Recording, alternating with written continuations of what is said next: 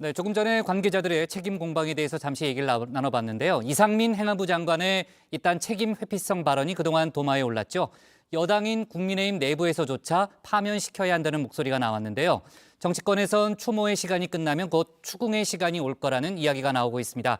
그동안 도의적 책임도 언급하지 않았던 이 장관은 오늘 처음으로 사과를 하면서 고개를 숙였는데요. 참사가 일어난 지 나흘째죠. 관련 내용을 정치 인사에 대해서 짚어봤습니다.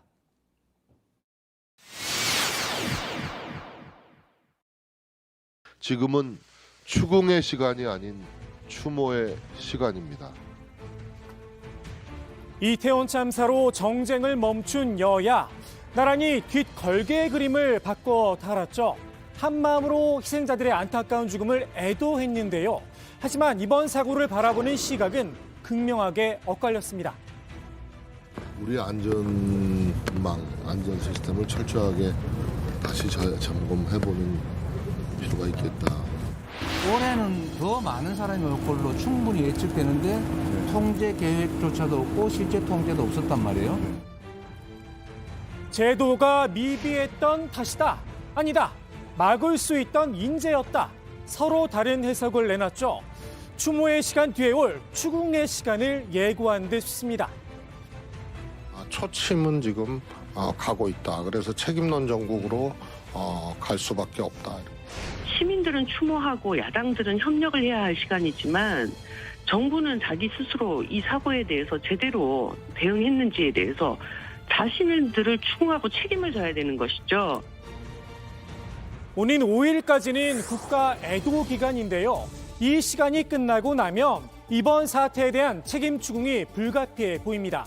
그 중심에는 이상민 행정안전부 장관이 있습니다.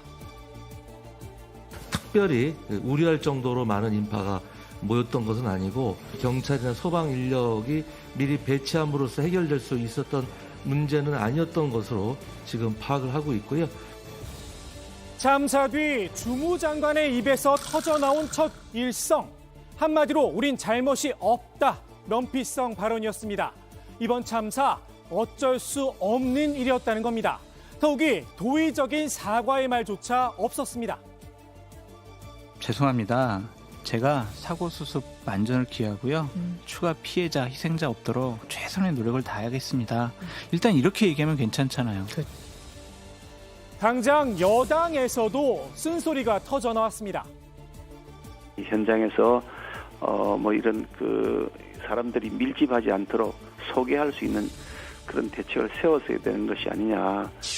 이상민 장관이 이제 비정치인이시고 네. 그리고 그런 부분들에 대해서 일반 국민들이 들으시기에 그 적절한 발언은 아니라고 생각을 합니다. 유승민 전 의원은 국가가 왜 존재하느냐며 파면까지 요구했는데요. 이 장관의 말 실수가 아니라 소신이었나 봅니다. 또다시 비슷한 발언을 반복했습니다. 그것이 과연 경찰의 병력 부족으로 인한 사고였는지 아니면 근본적으로 우리가 집회나 어떤 모임에 있어서 시정해야 될 것이 있는 건지. 경찰 병력 부족이 문제가 아니라 이태원에 모인 시민들의 잘못 때문이란 걸까요? 여기에 한마디를 더 보탰습니다. 경찰의 정확한 사고 원인이 나오기 전까지는 섣부른 예측이나 추측이나 선동성 정치적 주장을 해서는 안 된다는 그런 취지입니다. 직접적인 사고 원인 조사 당연히 필요합니다. 다만 왜 이런 참사를 예방하지 못했느냐? 정부의 관리 체계도 따져봐야겠죠. 게다가 선동이라 야당에선 입막음용 딱지 붙이기냐 날선 비판이 나왔습니다. 야권 내지는 혹은 또 이 정부에 반하는 사람들의 선동을 우려해서 한 얘기가 돼버리는 거예요. 이 문제를 얘기하는 것을 정치적 선동이라고 얘기를 한다면 한마디로 자신의 책임에 대해서 더 이상 따지고 묻지 마라. 이런 얘기로밖에는 저는 들리지 않습니다. 국민의힘에선 법적 책임을 감안한 발언이다. 애써 감싸는 목소리도 있었는데요. 행안부 장관은 또 경찰청을 소속 기관으로 두고 있고 경찰을 지휘하는 입장에서 이 경찰의 사기라든가 경찰의 법적인 그 책임 문제도 생각하지 않을 수 없었을 거거든요. 경찰의 법적 책임 회피 수단, 주체자가 없는 행사였다는 점을 연일 강조하고 있죠. 재난안전법에 따로 규정이 없다는 겁니다. 주체자가 없는 자발적인 다중의 운집 상황에 대한 경찰 또는 지자체 등의 어떤 권한, 역할, 책임 등에 대해서 많은 의견과 논란이 있는 것을 저희도 알고 있습니다. 당장 이런 질문이 뒤따랐는데요. 이게 할로윈이 아니고 설이었다고 생각해보죠. 설에 인파 몰리는 건 뭐 주최 측 있습니까? 없어도 인파 몰리는 서울역, 용산역 미리 지자체들 가가지고 다 관리하고 그러라고 또 우리 세금 내는 거 아니에요? 정말 비겁한 변명이 네. 주최 측이 없는 행사라는 변명. 주최 측이 없는 행사에서는 시민은 안전하지 않아도 된다라는 얘기인가요? 그러니까 길거리에서 우리가 위험에 닥치면 네. 경찰이나 지방자치단체를 찾아가서 도움을 호소하고 경찰이나 지방자치단체 역할을 기대하지. 그럼 누구한테 그거를 역할을 기대할 수가 있겠어요? 이태원 참사 당시에도 도움을 요청하는 112 신고가 잇따랐죠. 경찰 스스로도 제대로 대응하지 못했다 인정을 했습니다. 사고가 발생하기 직전에 현장의 심각성을 알리는 112 신고가 다수 있었던 것을 확인하였습니다. 신고 내용을 보면 사고 발생 이전부터 많은 군중이 몰려 사고의 위험성을 알리는 급박한 내용들이었습니다. 그럼에도 불구하고 112 신고를 처리하는 현장의 대응은 미흡했다는 판단을 했습니다. 경찰을 미리 배치했어도 참사를 막을 수 없었을 거라던 이상민 장관의 주장. 일본 경시청에서 들으면 과연 뭐라고 할까요? 100만 명이 몰리는 시바의 헬로윈 행사. 큰 사고 없이 마무리됐죠. 그 중심엔 일본 경찰이 있었습니다. まもなく信号が青に変わりました。信号を横断することはできません。選手の皆様、左側への通り抜けをお願いします。警察官の整理誘導に従い、センター台。 우리 국민들의 시민 의식, 일본 국민 못지 않습니다. 앞으로 전달해주세요. 근데 여기 뒤에 꽉 막혀 있으니까 못 올라온다고 잠시 올라오실 분 대기해주시고 내려가면 이동해요. 앞으로 전달해주세요.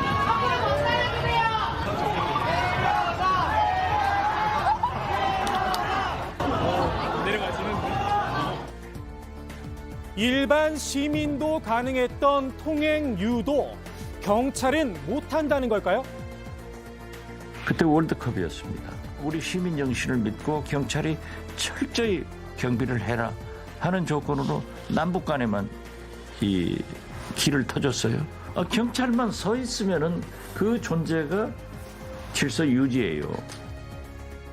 본인의 발언을 둘러싼 논란이 커지자 이 장관이 다시 입장을 밝혔는데요.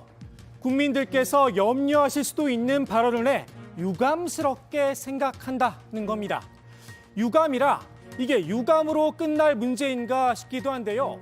국민의힘 내에선 대통령이 나서 경고를 해야 한다는 말까지 나왔죠. 국가가 존재하는 이유가 뭐겠습니까? 150여 명의 사상자가 났고 이 아들과 딸을 잃은 부모 입장에서 생각해 본다면 정말 이 부모들은 기댈 데가 없거든요. 그래서 대통령께서 강력하게 어떤 형태로든지 경고하셔야 된다고 생각합니다. 그런데 대통령실이 내놓은 입장, 오히려 이 장관을 감쌌습니다. 이 장관의 발언은 지금 현재 경찰에게 부여된 권한이나 제도로는 이태원 사고와 같은 사고를 예방하고 선제적으로 대응하기 어렵다는 취지의 발언으로 이해하고 있습니다. 국민의힘 지도부도 대통령실 입장에 보조를 마쳤습니다. 이 장관이 잠도 제대로 못 자고 열심히 일하고 있다는 겁니다. 이상민 장관께서도 지금 밤잠 못 주무시면서 지금 일하고 있잖아요. 그런 문제를 지금 왜 거론하는지는 모르겠습니다. 저는 지금은 모든 당력을 또 국력을 집중을 해서 빨리 이 사태를 마무리하고 수습하는 게 제일 먼저입니다. 글쎄요, 희생자 가족들 그리고 이번 참사로 트라우마까지 생긴 국민들은 편안히 밤잠을 잘 수 있을까요? 민주당에선 이 장관뿐만 아니라 윤석열 대통령의 책임론까지 거론하기 시작했죠. 연일 무책임한 면피용 발언으로 논란의 중심에 선 이상민 행정안전부 장관은 이미 여당 안에서도 파면을 요구하는 목소리가 나올 정도입니다. 국민의 안전의 최종 책임자인 대통령이 주체자 없는 집단 행사를 운운하면서 책임에서 빠져나갈 국리부터 한단 말입니까? 국민은 국민을 지켜주지 못하는 정부를 부정할 권리가 있다는 사실을 잊지 마십시오. 이 장관뿐 아니라 윤 대통령 역시 도의적 사과 한마디가 없다는 겁니다. 대통령이 이런 상황을 들으면요, 제일 먼저 해야 될 말이 국민 여러분 죄송합니다. 예. 국민들의 안전을 지켰어야 되는데 제가 관리를 잘 못했습니다. 그리고 이 문제를 철저히 따져나가서 국민들을 안전하게 만들겠습니다. 이게 당연한 순서의 도리입니다. 끝까지 사과하지 않는 대통령과 주무장관. 그래서일까요? 정부는 희생자란 표현 대신 사망자란 단어를 사용하고 있죠. 이런 의심을 샀습니다. 희생자라고 하면 무슨 이제 국가 권력이 희생되거나 무슨 큰 어떤 거대한 힘에 의해서 억울하게 희생되는 거잖아요. 네.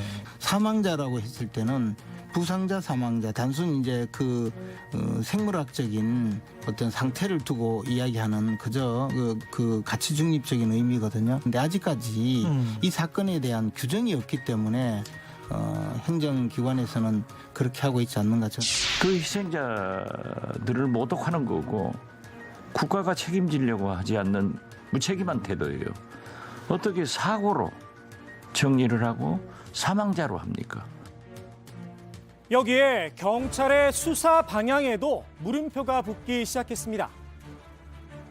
일반인들하고 상인들 수사가 가장 신속하게 이루어지고 있어요. 결국은 희생양으로 거기에 참석했던 젊은이들이라든가 업소 일부에게 책임을 돌리기 위한 그런 행동이라고 지금 예측이 되거든요.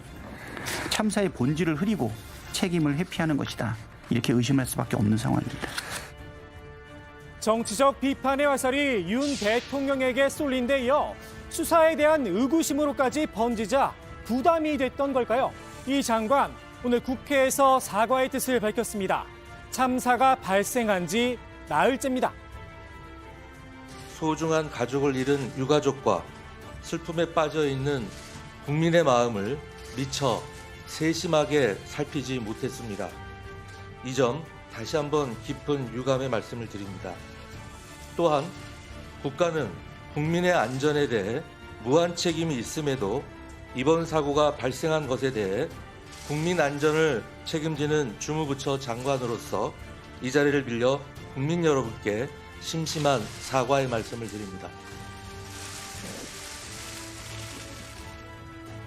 이 사과 한마디 이렇게 늦어질 일이었을까요? 오늘의 정치 인사이드 이렇게 정리합니다. 국가는 재해를 예방하고 그 위험으로부터 국민을 보호하기 위하여 노력해야 한다.